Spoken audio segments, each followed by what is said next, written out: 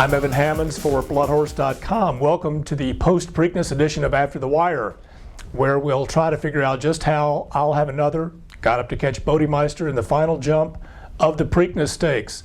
What we witnessed with I'll Have Another and Bodemeister coming down the lane at Old Hilltop is a prime example of why we love this game.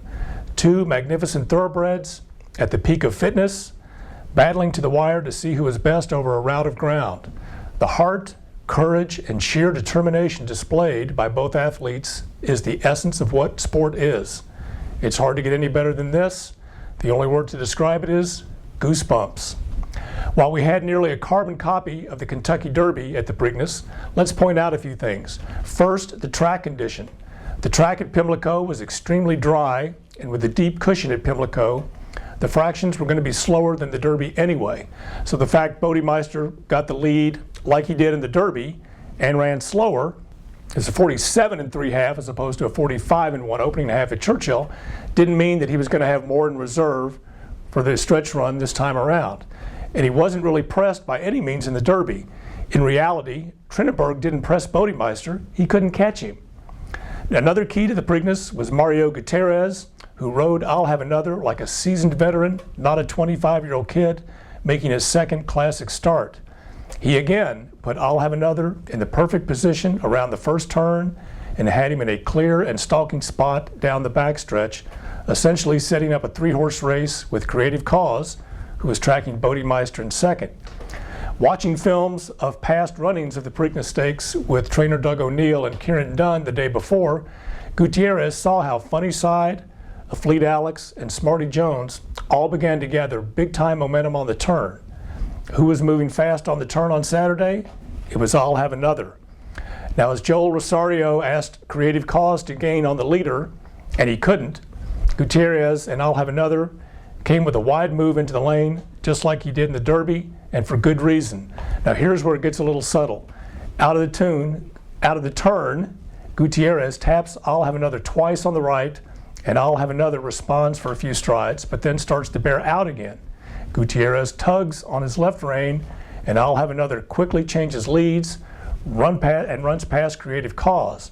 From there, the race is on. Now, the fact Bodie and I'll Have Another finished 8 3/4 lengths clear of Creative Cause and the rest of the field should be noted. These two are clearly a special pair, and their back-to-back stretch runs are the stuff that stirs up, dare we say, rivalries like Affirmed and Alydar and Sunday Silence and Easy Goer. I think we might, once the dust settles, even though we won't see Bodie at Belmont. But I'll Have Another will have his work cut out for him with a fresh Doulahan and Union Rags, who won the Champagne over Big Sandy last year. Now, I'll Have Another, who shipped to Pimlico early, has already arrived in New York to prepare for his Triple Crown run, and we can't wait. Now, perhaps the day's biggest disappointment in the Preakness was Went the Day Well. He was the 5 1/3 choice. Graham Motion and Team Valor were plenty confident in their colt before the race, and for good reason. He looked great, but as Hall of Fame trainer Wayne Lucas says, it's a humbling game, and the horses can fool you sometimes. They look great, they train great, but until you get to the quarter pole, you'd never know. Now, Went the Day Well didn't have the best break, but he did have position behind I'll Have Another around the first turn, and then just disappeared.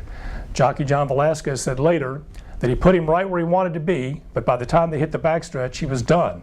Just didn't respond. Now, we can't dismiss the Pimlico Special, run on Friday, the day before the Preakness. It was yet another gut-wrencher for Ahmed Zayat, as Josephine Abercrombie's alternation held off Nero by a nose in the Grade 3 Special that really drew a Grade 1 field that included Hymn Book, Mission Impassable, Endorsement, and Toby's Corner. Alternation got the dream trip down the backside, and Mission Impassable Nero came with wide trips into the lane, but it was Alternation who prevailed after a protracted stretch duel.